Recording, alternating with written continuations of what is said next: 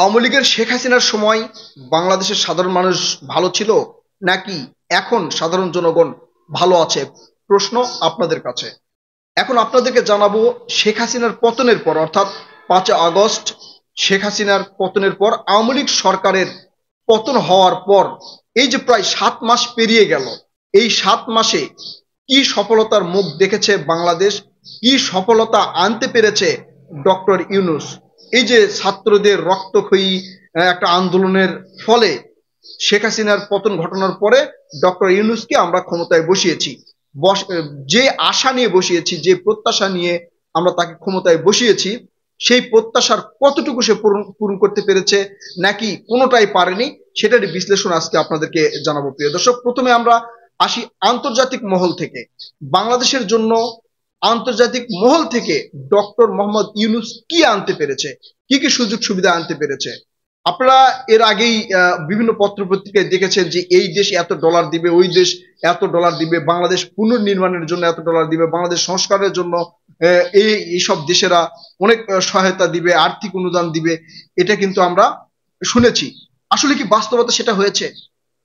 প্রিয় দর্শক, আপনারা শুনলে অবাক হয়ে যাবেন, এখন পর্যন্ত কোনো দেশ, আন্তর্জাতিক মহলের কোনো দেশ বাংলাদেশকে কোনো ধরনের আর্থিক সহায়তা দেয় নাই, কোনো ধরনের আর্থিক সহায়তা দেয় নাই। বাংলাদেশের প্রশাসনিক কার্যক্রম বিনির্মাণের জন্য, বাংলাদেশ বিনির্মাণের জন্য বিভিন্ন দেশ আর্থিক সহায়তা দিবে, যে বুলিটা আমরা শুনেছি সেটা একদমই ভুয়া এবং গোল্লা।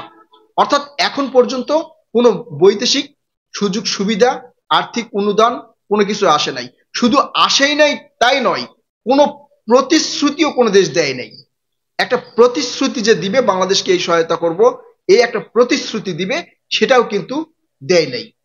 এখন আন্তর্জাতিক মহলের পরে আসি অভ্যন্তরীণ বিষয়ে।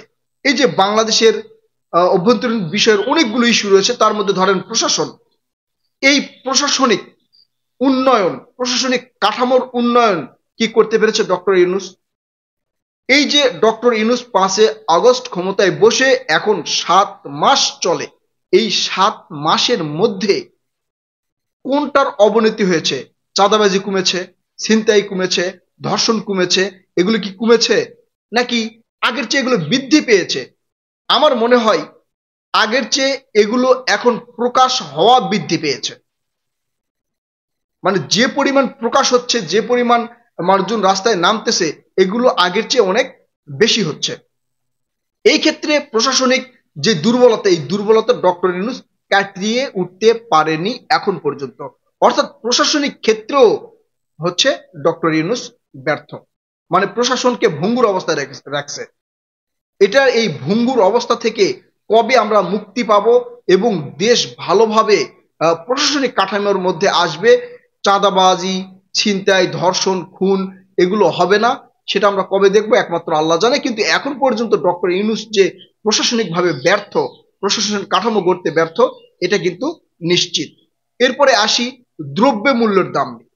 আচ্ছা, দ্রব্য মূল্যের দাম আপনারা অনেকেই শুনছেন বা আমিও বলছি যে বাজারে কিন্তু দ্রব্যমূল্য অর্থাৎ নিত্য প্রয়োজনীয় পণ্যের দাম একটু কম, যেমন সবজির দামগুলো একটু কম। আসলে কি সবজির দাম একটু কম?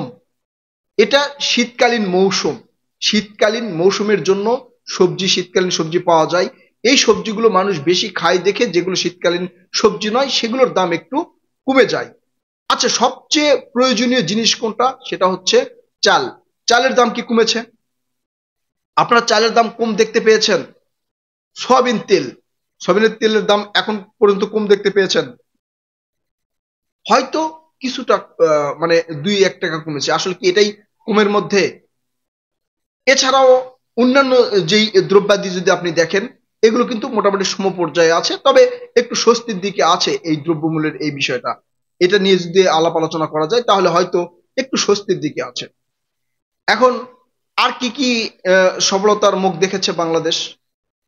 এই যে 7 মাস হয়ে গেছে, বিভিন্ন সংস্কার কমিশন গঠন করা হয়েছে, একটাও কি সংস্কার আপনারা দেখেছেন? কোন সংস্কার দেখেছেন? কোন বিষয়ে সংস্কার হয়েছে? এই আন্দোলনের ব্যাপারে ধরেন ধরেন এই আন্দোলনের ব্যাপারে যারা হচ্ছে প্রায় 2000 শহীদ হয়েছে, তাদের পরিবারকে কি আর্থিক অনুদান দেওয়া হয়েছে এখন পর্যন্ত? 7 মাসে কি শেষ করা হয়েছে? হয় নাই। এই যে আহতরা বারবার রাস্তায় নামতেছে তাদের আর্থিক সহায়তার জন্য, এখন পর্যন্ত কি পুরোপুরি এই সেই সহায়তাগুলো দেওয়া হয়েছে? দেওয়া হলে কি তারা রাস্তায় নামতো? এটাও করতে পারে নাই। এছাড়া আর কি সংস্কার রয়েছে? যেমন সংবিধান সংস্কার, কোনো মুখ দেখেছে সংবিধান সংস্কারের? এছাড়া হচ্ছে এই যে গণমত বা গণ ঐকমত্যের যেই একটা সংস্কার কমিশন গঠন করা হয়েছে, এটা কি মুখ দেখেছে?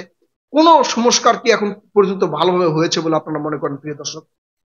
এছাড়া এখন আসেন, একটা দেশের বেকারদের জন্য বা যুবকদের জন্য সবচেয়ে বড় একটা আহ, মানে চাহিদা, সেটা হচ্ছে কর্মসংস্থান। শেখ হাসিনা যাওয়ার পরে প্রায় 7 মাস হয়ে গেল, কোনো বেকারের নতুন করে কর্মসংস্থান আপনারা দেখেছেন? দেখতে পেরেছেন? দেখতে পারেন নাই। নতুন করে বেকারের যে চাকরি বা সরকারি চাকরি নিয়োগ বা যে কোনো একটা হচ্ছে ধরেন কোম্পানি হোক, বড় ধরনের নিয়োগ দেখেছেন যে যারা বেকার আছে তাদের এখানে কর্মসংস্থানের ব্যবস্থা করা হয়েছে, সেটা কি দেখেছেন? আমি দেখি নাই, আপনারা দেখলে দেখতে পারেন। আচ্ছা, এখন আসেন, দেশের সবচেয়ে মূল্যবান খাত হচ্ছে শিল্প কলকারখানা। শিল্প কলকারখানার অবস্থা কি? আপনারা যদি প্রতিদিন দেখেন, আজকে শ্রমিকদের বিক্ষোভ, কালকে আরেক শ্রমিকদের বিক্ষোভ, এরপরের দিন গাজীপুরে হচ্ছে কলকারখানা বন্ধ হয়ে গেছে, শ্রমিকেরা বেতন পাচ্ছে না, রাস্তা ব্লক করে দিচ্ছে, নানা ধরনের ঝামেলা ইস্যু এই যে কলকারখানার যেই শিল্প কলকারখানার ইয়াতে রয়েছে, এগুলো একের পর এক দেখা যাচ্ছে। এগুলো কি উন্নয়ন হয়েছে? আমাদের কি রপ্তানি বৃদ্ধি পেয়েছে? বৈদেশিক মুদ্রা অর্জনের খাত কি বৃদ্ধি পেয়েছে? না, আমরা এখন পর্যন্ত সেটা দেখি নাই। তাহলে এই যে ডক্টর ইউনূস এই পর্যন্তই পুরো 7 মাসে উপদেষ্টা যারা আছে, এরা কি করেছে? কি কাজটা করতে পেরেছে দেশের জন্য বলেন? আপনারা দেখান যে এই কাজটা ভালোভাবে করতে পেরেছে।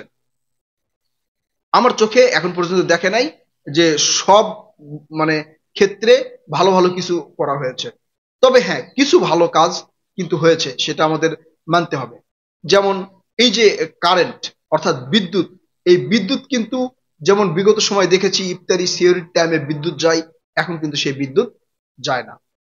আবার আরেকটা বিষয়ে দেখেছি, যেমন পেঁয়াজ ছাড়া রান্না করা, বা হচ্ছে কাঁঠালের বার্গার করা, অথবা হচ্ছে বেগুন ছাড়া বেগুনি করা, এগুলো কিন্তু সাজেশন আমরা এখন আর পাচ্ছি না। এগুলো থেকে আমরা কিছুটা আসলে মুক্তি পেয়েছি। আমরা আগে কথা বলার স্বাধীনতা পাই নাই, এখন কিন্তু কথা বলার স্বাধীনতা পেয়েছি।